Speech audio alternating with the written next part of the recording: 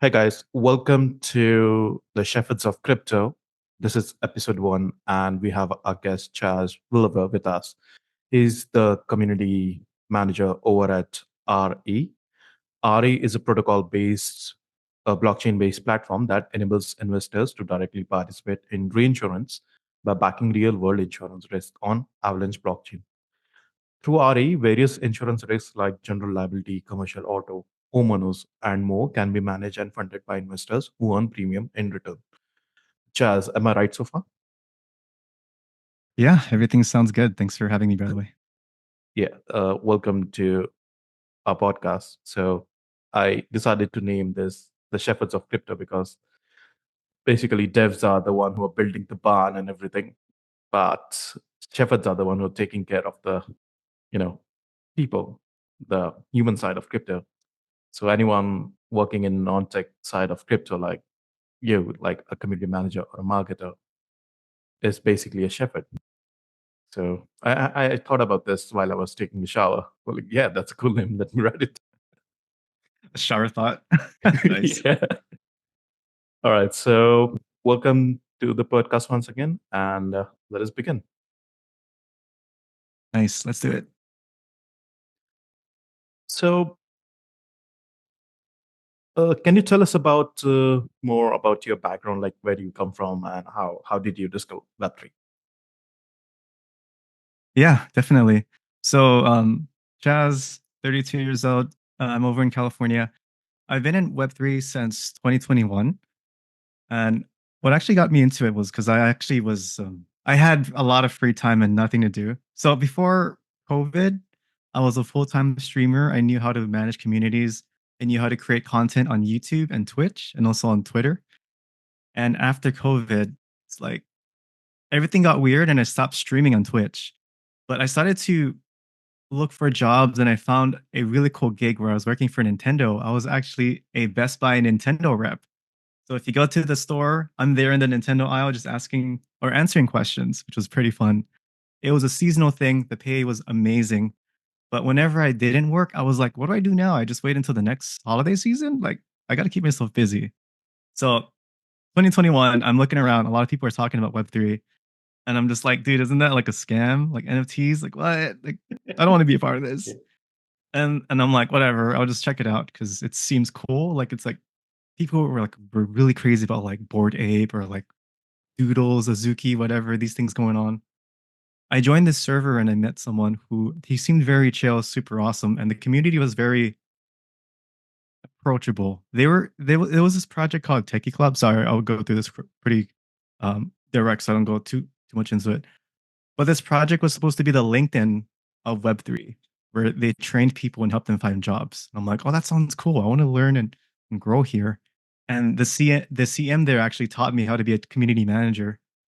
And then from there, I found my first community manager gig where they're like, oh, this guy Chaz, he seems pretty approachable, easy to talk to, very easy to work with. Let's get him on board for the project. So from there until now, I've been working in Web3, bouncing from projects, which has been really cool. The only reason why I've ever left projects is because they ran out of money, just to be completely real. Like, I worked for this project called Techie Club after they minted out. They paid me a good amount, but then the founders chose their day jobs because they couldn't find a way to fundraise. I worked for another project called Subway Rats. They made over 800 ETH in sales in OpenSea. They were able to compensate me for 2 years. They ran out of money, had to look forward. And now this year, found a re, which they fundraised a pretty good amount of money, over 14 million, which is amazing. But I work hand in hand with this person named Steph, who's the front end of re. She's the head of community and social media, while I'm on the back end of community. And I've known her for 3 years. So whenever we talk, it's like best friends talking, right?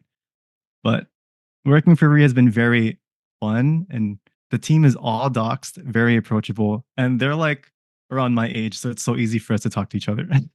Sorry if I went like from 0 to 100 real fast, but like that's pretty much everything for the intro. No, no, no. It makes sense because uh, my journey is similar as to yours in Web3. So it's not like you show up in a corporate office with your resume and you're like, yes, I want to be a community manager. Here's my resume. It's really unconventional. Like when I first got into Web3, I started contributing in a project that doesn't exist anymore. And I know somehow the that feeling. project, yeah, the project got scammed, and the developer decided to refund me the money because it was like it's technically my fault, and I'm sorry, and I'm building something else. Would you like to help me out? And I moved from Web 2 to Web 3. Like I used to work in public relations and advertising before that, so no idea what's Web 3, no idea what's Bitcoin, no idea what's NFTs. I just decided to take one of those online courses on Udemy or Coursera. Quite technical, like Bitcoin, POW, what's going on? So Yeah. fast forward, and I'm here. And you mentioned about your friend. Can you go through that again? Like you've been working with her for 3 years, right? And Oh, that's I a knew her. It's crazy yeah. how everything came full circle because I actually knew her from Techie Club, my first project where I was brought on as a volunteer just to learn how to be a community manager. But she was one of the members, and I was just like, "What's up, Steph? How's it going?" I'm like hosting events every single day. She joins in, we have fun. And then literally this year, the project I was working for after that project ran out of money, and I'm like looking for a new gig. That's just how it is.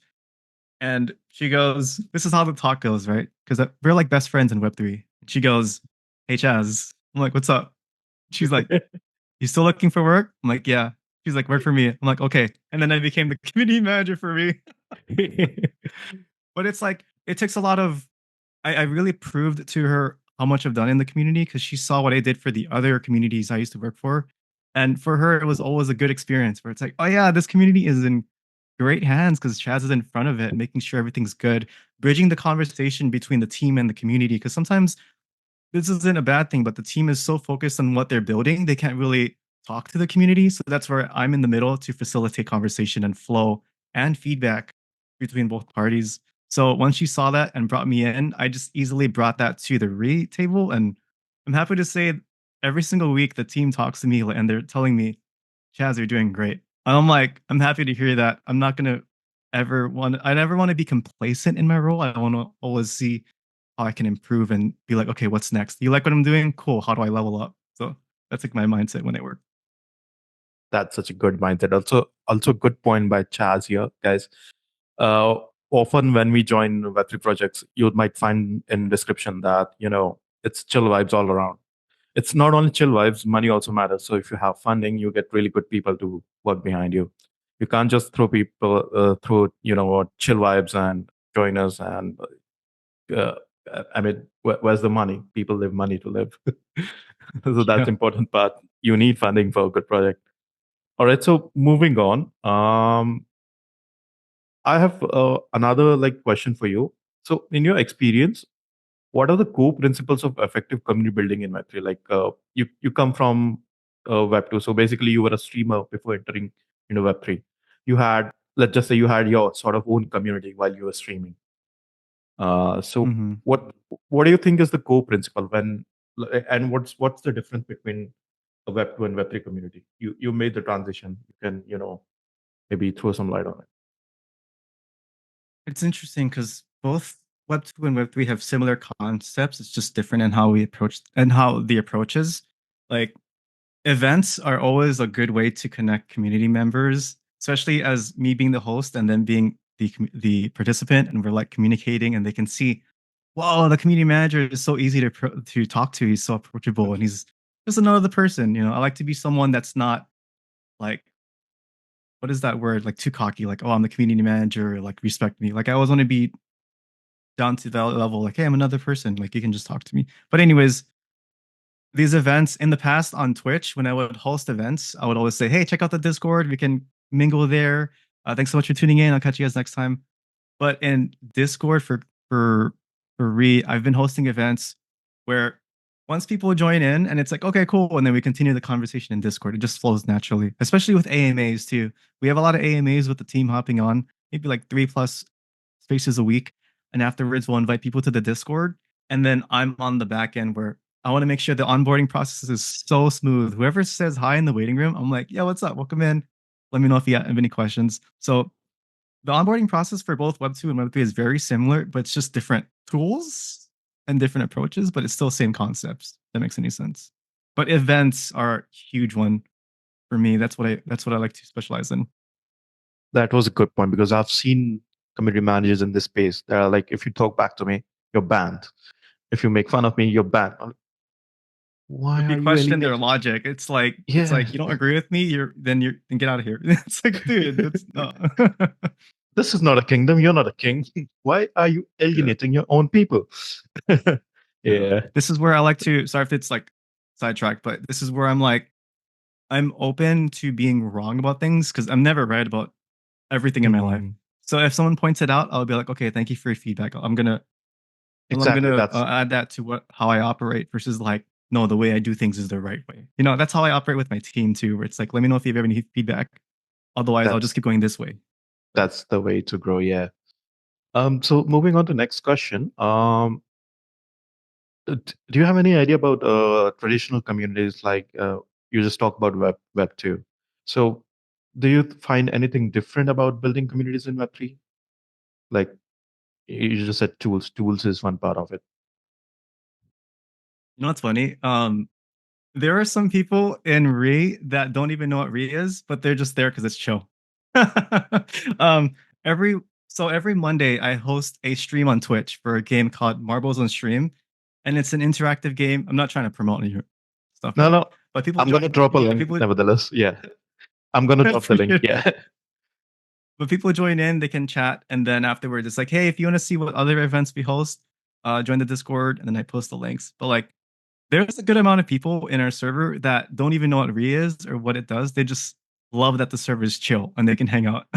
So I feel like nothing's really changed other than the content that's being offered after the stream. Where in my own servers in the past, the content was me, where it's like, oh yeah, you're in my server, you can chat with me. But it feels kind of the same here too, but it's like an interesting part where now it's like, by the way, now that you're here, here's what we're gonna do in the future because we're gonna launch pretty soon. It's like I can't say anything because what is that thing called? I'm under a contract of not saying anything, but non-disclosure agreement. Basically, we're gonna launch pretty soon, and it's gonna shift the focus from me. It's like, okay, you're here for me. I appreciate it. By the way, this is what we offer, and we just launched. Check out our stuff. So it's gonna be an interesting dynamic. Sorry if I was like That all over the place with that.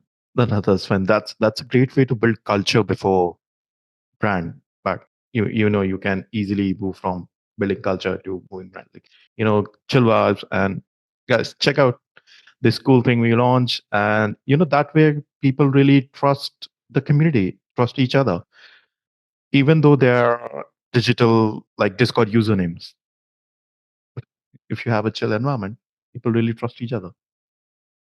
Yeah, I like to take it further from the chill environment where I really, this is not for me to like stalk people or like find out details about them so I can write it down, but I genuinely want to meet people and show that they matter. So when they tell me they're doing something, I'm like, if they're like, oh, I cooked dinner today, I'm like, oh, that's cool. You cook? How long you been cooking? What did you cook? I want to get to know them and their personality and show that they're welcome to speak more about their life and our community. So when I see people naturally sharing things, I'm like, oh, that's cool. Thank you for going above saying GM. It's like a lot of people in Yeah, crypto just say GM and that's it. GM. But I try to make it a very intimate community where it's like, yeah, it's a safe space. Like you can chat with us. It's totally fine. Yeah, makes sense.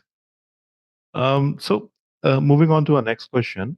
I just wanted to ask you, like, can you share some ways with us where you can cultivate trust in a community, in a crypto community? But you just answered my own question in the last answer.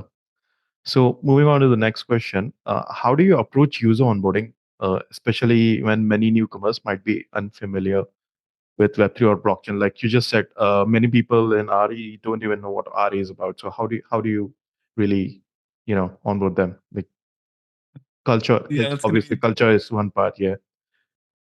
yeah, that's the interesting part. Especially since I'll get to the answer, but especially since on a lot of AMAs we've been in, another thing against the team, they're speaking perfectly fine. But sometimes when you speak to people in the Web3 scene, you have to make it super basic and easy to understand. That's my specialty. Like you're on the street and you just tell someone. like something basic. That's how I like to explain things. But when our team will be in spaces, they can seem very corporate, using huge words. And then the hosts will be like, "Can you explain that to me? Like, I have zero IQ because I didn't understand what you said." But I like to make the onboarding experience very simple, where it's like, okay, you found out about RE, you see that we're in reinsurance, you want to join the Discord and see what's up. Cool. Someone joins in. There's already three channels where it's like the welcome area where it tells you a spiel about RE and what it does. Then there's a like a link section and a role section. So the onboarding experience, I don't want to like overwhelm people or fire hose them with information, right? So when they join our Discord, there's normally three sections they can see, then a waiting room if they have any questions. But overall, just making the onboarding process as simple and human as possible. The resources are there and the support's there too if they need it. I hope that answered the question. I feel like I was all over the place. No, no, no, it does. I've seen communities that have like multiple checkpoints where people have to make sure that they are human. Like, go to this link, click on this link, so solve this puzzle. I'm like, this is not the TSA.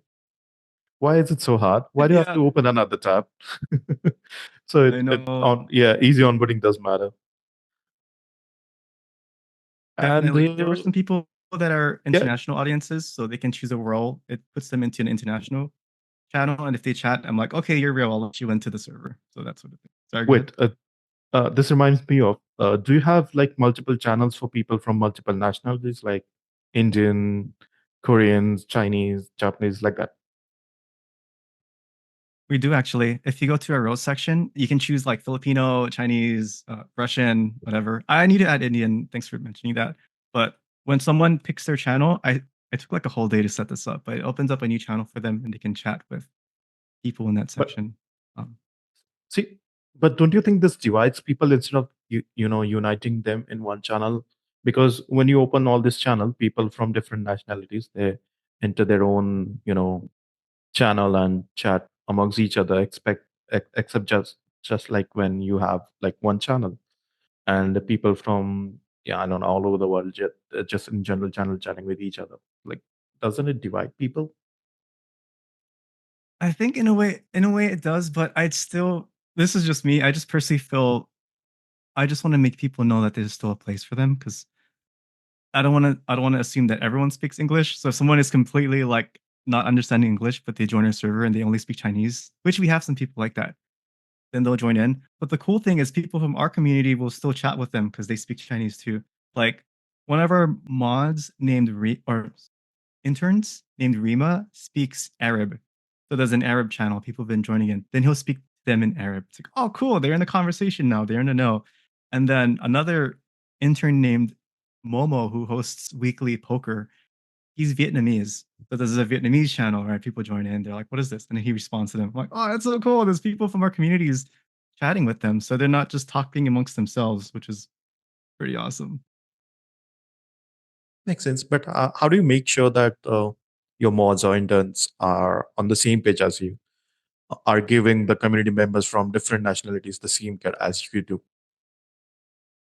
It's mostly setting the expectation in the beginning. I do talk to them on the weekly and also in a group chat we're in, but I also check in with them first and foremost, like, hey, how you doing? Whatever you need, I'm here for you. By the way, you're a volunteer, so I'm not going to be too hard on you. Just let me know if you have any questions. And then I give them the whole spiel of like, so here's the whole vibe of the server. Pretty much open to anyone. We do reinsurance. We host events all the time. If anyone has any questions, just check out the fact or ping me and I'll help you answer their question. But I look at a lot of I use Google Translate to kind of, I don't want to say spy on Yeah. conversations, but I guess I am. And for the most part, the conversations aren't really the same, are really sorry. The conversations are pretty much the same as they would be in the English section where they're just like, what's happening here? Is there a coin? Oh, there's no coin? Okay, cool. But something's coming? All right, I'll stay. So it's like, it's normally that kind of conversation in the international sections. Yeah, yeah, yeah, makes sense. Let's move on to the next question for now. Um, where did it went? I wrote the questions down and I'm getting lost in them. It's okay. It's late for you, right? Yeah, it's like 2:20 a.m. Oh, geez. Thanks for shifting this around for me. It's like it's 12:51 for p.m. for me, but sorry, sometimes I get so caught up in things that I appreciate you fitting my schedule into your schedule. No worries, man. you're the guest of the honor. So, eh, how do you go about balancing organic engagement with structured initiatives like AMAs or bounty programs or reward programs on Galaxy?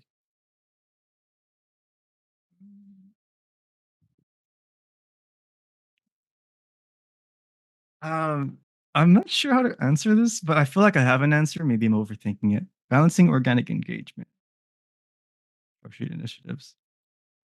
So I'll just stick with what we're doing. Every single month, we have at least 2 contests that people can join in. And it's cool. The team has given me free reign over the server, and we do have a monthly budget, normally around $500 to give away to the community in terms of events. So it's cool because, like, as people see we have constant events going on, they will normally join in because they see how chill the vibe is in between the events. Like every Thursday, we have a poker event. Someone can win $20, and it's like, cool, you won, awesome. And then everything else is spread out in terms of budget, like collaboration events, whatever. But in between, it's like people still check in just to say hi, and it's Yeah, pretty yeah, yeah. cool. I I think I might be overthinking this one, but I think we balance the organic engagement with having those scheduled events, and then when they're done, it's like we just chill and people come in naturally. It's been working out pretty good for the past 3 months that I've been a part of the community. No, no, it definitely makes sense. Oh, so when we talk about chill events and culture and community, obviously when there's people, there's conflict. So how do you conflict? Uh, how do you handle the conflict in your community when there's some sort of negativity? Like obviously there's some two people, there are going to be fights. So how do you handle that situation? Yeah, I definitely see a lot of I don't know why, but it's normally after the launch that more FUD appears, but I've handled it a lot in the past.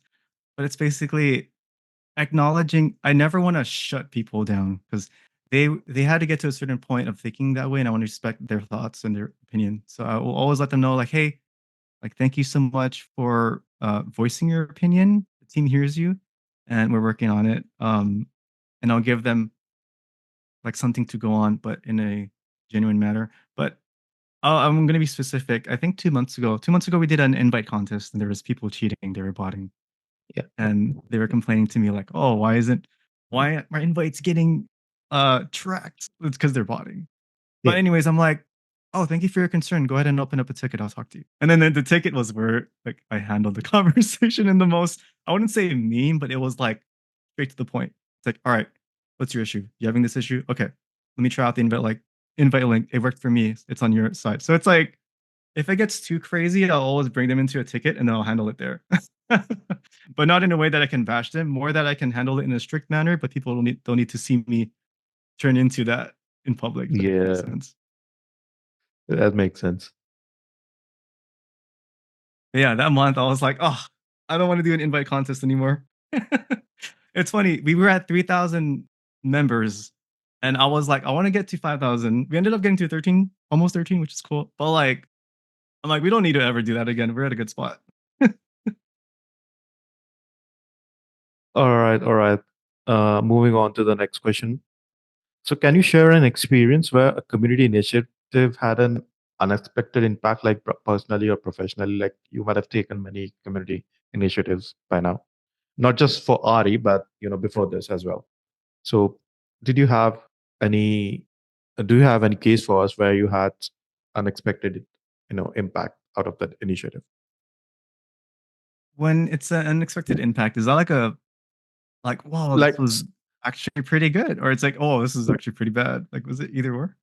it can go both ways. Why don't you tell us if you have both of them, like the good and the bad? Hmm. It doesn't have to be big, like something small as well. Unexpected. Oh, sorry, which question is this? Because I'm just like,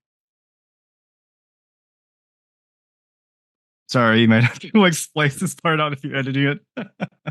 uh, No, no, I like to be genuine with my viewers. So, guys, I do send the guest questions so they can prepare a bit before the podcast. I don't want to throw something in their faces. All of a sudden. That's So good. yeah, Oh, because this is not edited. It's like a Joe Rogan podcast, which is perfect. yeah. I I'm don't want to, sweating.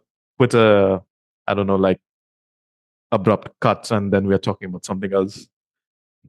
Yeah, because it'll make the conversation flow a lot more naturally, and it seems a lot more authentic versus like, oh, what did he say here? We cut it out, but it's like the pure raw, unedited version, which I respect. Hmm. Can you give an example? Like, because I'm overthinking this one. Like, Okay, I have one. So when I was handling my last community, we were holding this ambassador program where people they had to come take part in the quest. We use Galaxy for it, if you're aware about Galaxy. And some people were not able to complete the task, and it really backfired on us. Like, what are you blaming us for? Go talk with the Galaxy guys. We could have handled the situation in a better way, but then we had like 50,000 people at that point, and we were like, I don't know, like 2 to 3 people. It's like fending against a army of zombies. So we learned from that. So that was, for me, it was an unexpected impact in a negative way because something went wrong on their side, and obviously people were coming for us. um, this is I'm going off of auto suggestion. I hope this answers it, but my brain is telling me this is a good answer. So when I worked for Techie Club and I was a community manager, in terms of our community initiative, I'm thinking about tickets. We were in overflow. It was after we minted. So I guess that's a community initiative, but people were just like asking us a lot of questions, making sure their wallet was on the list, on their whitelist. So it got to a point where we were on overflow and we were working past our sleep time. Like it was nuts. So I was like, all right, I am so concerned over my team right now. Everyone's panicking and all over the place. And I told the community, thank you. Like I always want to be like I always want to approach it in a very approachable and easy to read manner. Thankfully, Apple taught me this, but I'm like, hey everyone, really appreciate your support. We have a lot of tickets that we are happy to support you with. We're going to currently close the tickets. We can support you or support everyone that's in the queue and then reopen it. Um, but that actually had a good impact where I never thought closing support tickets would be a good thing. But during a mint, I had to make the call because I saw my team like freaking out. They're like, "Oh my god, dude, there's so many things going on." I'm like, "Okay, I'm gonna close it. I'm gonna help everyone one by one. Boom, boom, boom, boom, boom. We're good. Okay, reopen it."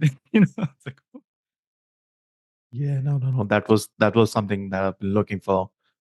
Oh, holy. Oh, yes, auto suggestion worked. It's like, what's authentic to my thoughts right now? My brain's telling me this. Well, I'm gonna talk about it. if you can hear my cat, I don't know, he's just climbing in the window. I can't, but I wish I could. I'm a cat person actually, so I'm like, Okay, oh. okay, good. The mic's working. So let me just quickly get to the next question before my cat comes in the screen. So have you faced any mistakes or setbacks in your community building journey? And if you can tell us about it. Yeah, it's funny. Before I was actually applying for a community manager role for a project named Ceramic. And they want to have like a huge thing going on. They want to rival Monad. Uh, I didn't get in, which is fine because I got in with Reed. But basically, I told them what I'm going to tell you. And when I was working for Techie Club, I was a lot more. The words edited. Yeah. Hold Um, on. yeah, good. Is it the cat? Oh, yeah, okay. So basically, if people were to treat us in a way that they were being derogatory or like they were kind of the word I'm going to use is smartass. If they were trying to be a smartass with the team or me, I would do that back to them. And then after a month, this was 3 years ago, but after a month, I was like, dude, I should not be doing this. I'm the community manager. Like, I'm pushing away the people. I had a reflection moment. No one talked to me about it. I guess, like, but I'm just so happy I caught myself because I'm like, wait, people are like, I'm trying to find a good example, but they were being petty. That's the word. They were being petty with us, and I was petty back. I'm like, I never want to do this again. It's like, they can this is one of those like maybe it's off topic, but like I was going through like a maybe everyone did after COVID, like just trying to find yourself and work on yourself. So I was like, what they're doing is a reflection on them. I don't need to be that same way. I can still support them in the professional way and be like, okay, I understand how you feel. Thanks for being here. Here's how it works here. Versus like if they say, oh, the team is so there's like no one's helping me in 5 minutes. The team is so unprofessional. I'm like, and now I say, I appreciate you for pinging us. We'll support you when we can. Versus like, bro, please give us more than 5 minutes. You know? I hope that makes sense. But a lot better these days. Is the cat still making noise? Just give me a minute. I'll probably have to Okay. cut here in the editing software. Okay. Yeah. Funny how the cut is the cat.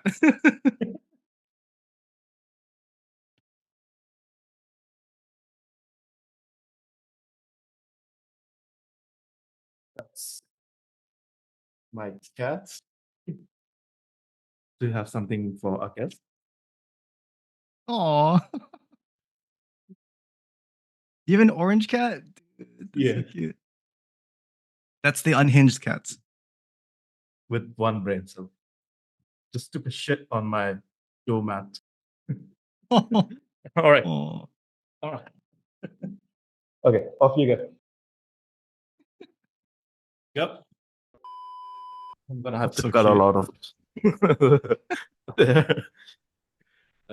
So moving on to the next question.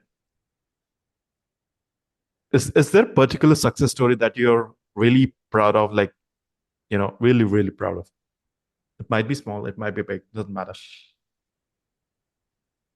It's honestly the I'm trying to think of another example, but I I really feel like I saved the team and their sanities um doing that mint where we had over 100. There's this thing with the ticket tool on Discord where when it reaches a certain amount of tickets and you place it at the bottom, but you don't solve it in time, it's gonna start populating at the top. So like imagine going to a Discord server and there's like 100 tickets just there. It's like, dude, but being able to handle that effectively and assertively, just like boom, boom, boom, and professionally too, without showing every single person in the ticket that we're panicking. It's more like every single person, hey, thank you so much for opening a ticket. What can we help you with? Okay, cool. Here's how it's gonna work. All right, cool. You're all set. Please close the ticket. But like in the back in the mod chat, we're like, holy shit! Like it was so many. But being able to guide an entire team where I was checking up on them every single, maybe an hour and a half, like, hey, be sure to take breaks. I know we're working here all day because the founders asked you to, but please take a break, take care of yourself. Let me know if you need any support for what you're doing. I got you because we were all like in different parts of the server. But that whole thing really helped me for the future because whenever Mint Day came up for another project, I'm like, oh, I've been here before. I know how to do this. That's a really good insight. So you have interns for mods, right? You in your Discord community for RA. Are they in touch with the management team as well? You just said the CEO asked them, to work. Oh, sorry. This is for the one I was talking about was for Techie Club. Are we still talking about Okay, Techie okay, Club, okay. or now are we going to Reno? No, no, I wanted to know this about RA. Like, are they Oh, just in touch? Yeah. No, no, it's fine, it's fine. I just wanted to know yeah. if they're in touch with just you or the team in whole. Right. Again, I'm the person in the middle that's like bridging the conversation, but basically the interns are more on the community side. But if they ever Mhm. want to voice anything to the team, then they tell me and then I speak to the team because we use Slack, me and the team to communicate. And then I use Mhm. Discord and Telegram to speak with the community. Um, but Yeah. if they ever want to speak to the team directly, Steph is already another good person that's there with us, where they can hit her up on Telegram and then she'll immediately tell the team if I'm not around. But usually I'm around 9 hours a day. So Yeah, makes sense. So before I go forward, do you mind hopping onto another call because my timer limits it's running. I got like 3 minutes oh before the yeah, let's do recorder it. stops. Might be like I 20 didn't know more they did that. minutes.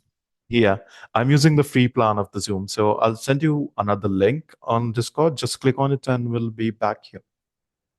Okay, sounds good. Okay. Oh, we are back after a short break. You don't want to know what happened with me in that short break. The whole thing I'm doing this is when I got into Web3 and community management, there was not a lot of resource for me to learn from. I had to basically make my own way in this whole fiasco. And hopefully, someone sees this. If they want to break into Web3 or community management, they can learn something from our conversation or the videos I make. And my next question is related to that. My next question is for those interested in getting into Web3 community management, what do you think are the skills or qualities that matter the most? Like, what are the most important skills and qualities? Yeah, definitely. First and foremost, I'm just thankful to my we call him Kuya, like big brother. He's the one who got me into Web3 and taught me all the skills I have. But one of them is definitely communication is huge. Just learning how to communicate in a way that is hip, but not too boomer, but in a way that shows that you're interested in speaking to the other person. It has to be with substance. It can't just be GM. It has to like you're communicating in a way where you're there to connect. Sorry, that doesn't make any sense. But other skills are like hosting events. So this is something I'm currently training some of my interns. But basically, when you host an event, there's a lot of factors that go into play. There's the booking on Discord. There's the announcement an hour to 30 minutes before. Then there's the announcement right when it starts, and then heading straight to the place where you're going to host the event, and then keeping the energy going. Then afterwards is closing, where it's like, hey, thanks so much for coming. We'll see you guys next time. Appreciating everyone who was there. And then there's giving away the XP or prizes or whatever afterwards, facilitating. There's a whole song and dance to events, but I feel like I've mastered it thanks to Twitch. But event hosting, communication, security for sure.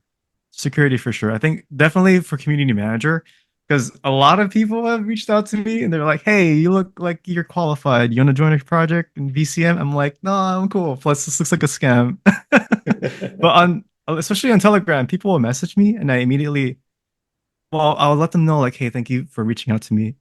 I don't want to spread myself too thin, so I'm gonna have to decline." And that's actually a real answer too. It's like I feel like I'm good where I'm at, but I let them know, and it's not like they can tell me or like push me to join. It's like that's it. Like we're done talking. Sorry, I can't take it. But making sure that you're also safe in Web3 and not clicking some random links or especially phishing. I get some weird emails and I look at the sender. It's not from the official like person or like the official application. It's like, okay, this is a phishing attempt. But just being overall very careful. Thankfully, I used to play a game called RuneScape in the past, and I got scammed there all the time. So I've learned a fair bit amount of how to get scammed. Talking about events, have you ever hosted IRL events like a lot of crypto events, Token 2049, Solana Breakpoint, and like a lot of crypto events, ETH, DevCon, and all that. Have you hosted an IRL event ever? I haven't, and I've wanted to. It's just the people in the past they didn't pull through because of budget. Where Okay. maybe 2021 there was an event in New York, right? NFT NYC, I think. And I'm like, I'm down to go. Like, send me over, like, sponsor the trip. I'll go. And they're like, yeah, budget. But for the first time ever for we are looking at ETH Denver, which is like the end of February, beginning of March. But they're looking at sending me over. We're planning to have some team there, including me and an event. So this is like, yes, finally. Like, I love conventions. I love mingling with people, passing out business cards, getting to see what's happening. But finally, I can finally do it and soon. So, Yeah, it's always fun when you meet the person, you're just, chatting for a long time on Discord, like, oh, okay, so that's you. yeah, I've had that happen once. This restaurant closed down, but in California there was a Bored Ape restaurant, and it was like a burger joint. And I ate there, and it was an event for this project called Bao Society. Sadly, they don't they're not around anymore. But when they were, they had this event. I met people, and I'm like, oh my god, like so this is legit. Like this isn't like I'm talking to bots or AI. Like everyone here is actually real and part of the project Yeah. and believes in Web3. Like, okay, it's like there's It's not something just here. it's Okay, yeah, it's not just someone with NFT profile picture on Discord. It's actually human. it's an actual person. It's like, oh, this is good. So, one last thing I wanted to ask you. Would you like to give some advice for someone who's new to building communities in Web3? I would say there's so when you build a community, I wouldn't say there's a right or wrong approach to it. The cool thing is when the team gives you free reign, you can be as creative with it as possible. It's your playground. Just make, and then you can always go back to like a drawing board where it's like, okay, for this week, I'm going to try this out. Whatever works, cool. Whatever doesn't, we'll just scrap that and stick with what works. And then for the next week, add on. So every single week, just keep pivoting in a way where you make your attempts doing your work. Uh, sorry, I'm trying to find the right words just so this can have the right effect. But basically, whatever works in your profession, just make sure to stick with it and then try out new things. You never want to stay too complacent. It's always good to grow because then you'll grow your own portfolio and brand and you'll get more opportunities. I know I've been getting pitched a lot of stuff, but I'm just not That's accepting those opportunities. That's a good point. See, community management, guys, it's a full-time job. It's not like a sales campaign done and dusted. You have to keep building, and it's not like there are many playbooks in Web3 community building. Every community is different. In that community, you get people from all nationalities and all races. So you have to keep experimenting. You can't just copy what someone else's community is doing. It won't work for you. You have to keep experimenting and see what works. If something's not working, go back to drawing board and figure out what is. So I guess that's it from my end. Thank you for coming on to my humble little podcast. Hopefully, this helps someone out who's just starting out in their own journey. Before I end this, do you have any questions for me? Let's just exchange the roles. If you have any questions for me, I'd be happy to answer. Yeah, no questions really. Just thank you for having me on. Sorry if it was a little hard to reach because I'm being pulled in all sorts of different directions. But once something is booked on my calendar, I can respect it. Oh, So yeah, thank you for yeah. understanding that. And I'm excited to see this video up. I'll try to share it with the RE community. Whoever's listening, there's opportunity in Web3. Just gotta search for it. Sometimes it can be a little hard, but it's like if I can do it, anyone can. Because it's like I'm just another guy, dude. Definitely, I'll edit this video tomorrow, and it will be. I don't know. Maybe I should upload it on Monday because it's a weekday. Or yeah, I'll figure it out. Again, once again, thank you for coming on to the podcast. And guys, this is Chaz. I'll drop his socials in the link where you can follow him on Discord, Twitter, Twitch, and yeah, I'll see you guys next time in the next episode with other guests. Thank you for watching, and I'll see you next time. Bye. Bye, Chaz. Take care. Awesome. Take it easy. Bye.